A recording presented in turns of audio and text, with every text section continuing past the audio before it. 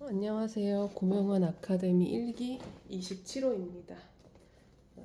오늘은 무슨 얘기 할까 하다가 어저께 상담한 얘기를 해볼게요. 9명이 한 분을 상담하는 건데 어저께 상담은 저 빼고 8명이 답변을 안 해주셔서 거의 1대1 상담이 돼버렸어요. 그 질문자의 질문은 뭐였냐면 평택의 무슨 신도시에 상가를 분양받았대요. 그냥 상가도 아니고 이제 아파트를 주상복합으로 짓잖아요. 그러면 1, 2층에 상가를 넣고 3층, 4층부터 이제 아파트를 분양하죠. 그렇게 하는 이유는 뭐냐면 그 건설사는 건설 마진만 적당히 먹어요. 5%에서 10%, 뭐 15% 먹을 거고 시행사라고 분양 업무를 대행하는 데가 분양 업무를 전체적으로 총괄하는 데가 있거든요. 그 시행사가 그 땅을 비싸게 주고 샀을 거고 그 땅에서 최대 효율을 올리려면 아파트를 파는 것보다 상가를 비싸게 파는 게 사업성이 수익이 더 많이 나요. 그거를 수익이 많이 난다는 걸 사업성이 좋다고 얘기하거든요. 네. 그러면은 1층, 2층에 상가를 해놓고 4층부터 아파트였나 그랬어요. 근데 그 상가 그 단지를 보니까 상가 개수가 1층에 어마어마한 거예요. 그 여러 개 동을 연결해가지고 그 사이에 있는 1층을 다 그 쪼개서 상가로 분양을 했더라고요.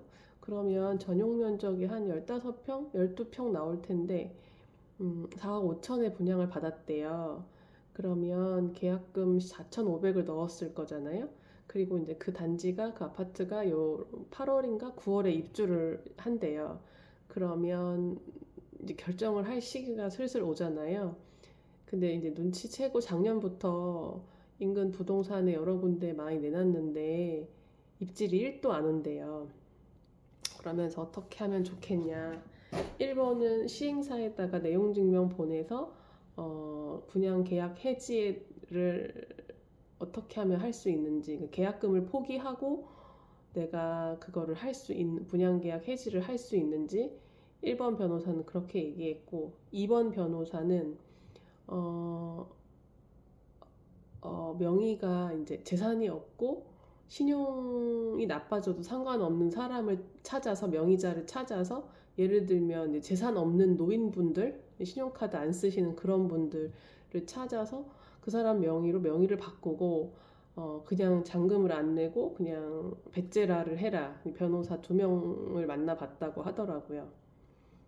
근데 첫 번째는 이제 계약 해지는 이게 그 부동산이 그 물건이 입주할 때 가격이 오르면 계약 해지를 해주거든요. 시행사 지들이 다시 가져가는 경우도 있고 아니면 그게 좋은 물건이면 다른 매수자를 찾을 수 있으니까 그렇게 되니까 근데 지금은 경기 그 매물에 이제 관심도가 제로고 화랑장에 잘 분양한 거라서 계약 해지를 해줄 확률이 적단 말이에요. 그러면 2번으로 가야 되는데 2번은 이제 명의자를 누구를 찾아볼까 하다 뭐 시어머니 얘기를 하더라고요. 그래서 그러면서 남편한테 욕을 바가지로 먹었다고 하는데 이분을 제가 한 달이 두 달이 건너서 좀 아는 분인데 남편이 의사인 걸로 알아요. 근데 검단 신도신가에도 상가 구분 상가를 이제 아파트 근처에 이제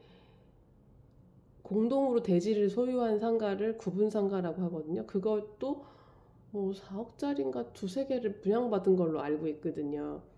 근데 그것도 막 그 지난번에도 상담을 할 때도 또 막 그때도 징징징 거렸는데 이번에도 또 비슷한 상담이니까 그 이제 생활형 숙박 시설이나 지식산업센터 같은 것들 분양할 때도 이제 부동산 경기가 화랑일 때 분양하거든요.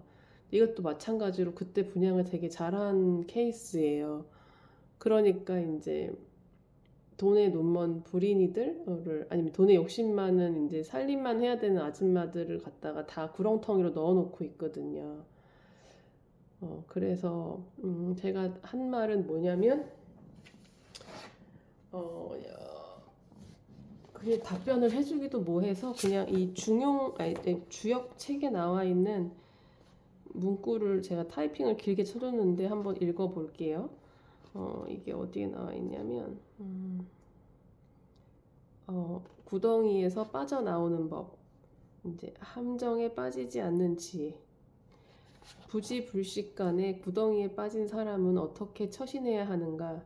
일단 구덩이에 빠진 사람은 어떻게든 헤어나 보려고 발버둥을 치게 마련이다. 온갖 수단과 방법을 동원하고 모든 잔꾀와 인맥을 끌어들인다. 하지만 발버둥을 치면 칠수록 더 깊이 빠져드는 늪처럼 얄팍하고 일시적인 술수로는 결코 구덩이에서 헤어나올 수 없다는 것이 주역의 충고다. 그렇게 하다가는 구덩이에서 다시 더 깊은 구덩이로 빠져들고 뜻하지 않은 죄까지 추가하게 된다. 그러므로 해결책은 다시 기본으로 돌아가는 것이다. 기본으로 돌아가서 스스로를 찬찬히 돌아보고 구덩이에서 반드시 헤어날 수 있다는 믿음을 더욱 공고히 해야 한다.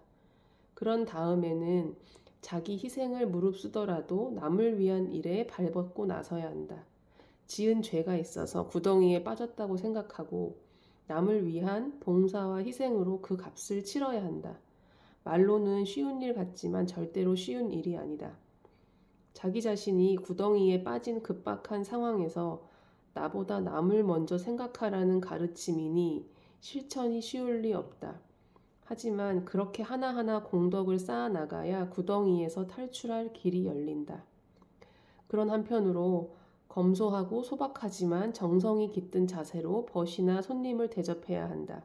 힘께나 쓰는 고관 대작들을 불러놓고 값비싼 접대를 하면서 살 길을 찾지 말고 진실로 나를 위로하고 도와줄 가까운 사람을 맞아 정성껏 대접하고 받들라는 가르침이다. 한편 위와 같은 위기 탈출의 모든 수단들은 위기에서 탈출할 수 있다는 확고한 자기 믿음이 있을 때에만 실천에 옮길 수 있는 것들이다. 자기 자신에 대한 믿음, 선악에 대한 믿음, 미래에 대한 믿음이 있어야 희망을 가질 수 있고 천길 구덩이 속에서도 빛을 찾을 수가 있다. 이거를 제가 타이핑을 길게 해가지고 답변을 했어요. 근데 이 말의 뜻을 이해했는지는 모르겠는데 젊은 아기 엄마고 남편도 의사인데도 그 생활비를 벌어보겠다는 그 욕심, 그리고 이걸 사자마자 프리미엄을 3천만 원 준다고 했는데 1,000만 원 더 받겠다고 욕심을 내서 안 팔았대요. 더 오를 것 같아서.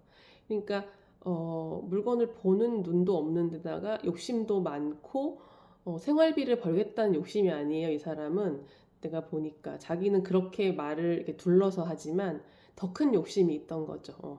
누구한테 나 이렇게 돈 번 사람이야 라고 되게 인정을 받고 싶어 하는 욕구도 숨어 있고 남편이 의사인데 자기는 뭐 집에서 살림만 한다거나 하는 그런 결핍이 있을 수 있고 누구 시댁이든 누구한테 잘 보이고 싶은 그런 인정 욕구가 되게 강한 사람이었던 거죠. 근데 그런 걸 잘 인정하시는 카톡을 하다 보면 대충 분위기 파악이 되는데 그런 걸 인정하는 스타일은 아닌데 말을 길게 해봤자 잘 이해를 못하는 것 같아서 그냥 이 아까 읽어드린 그 주역 강의에 그 문구들을 타이핑해서 줬습니다.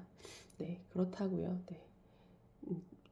모두가 다들 공공에 빠질 때가 있잖아요. 저도 뭐 작년부터 되게 힘들고 올해까지도 힘들 것 같긴 한데 다들 잘 될 거니까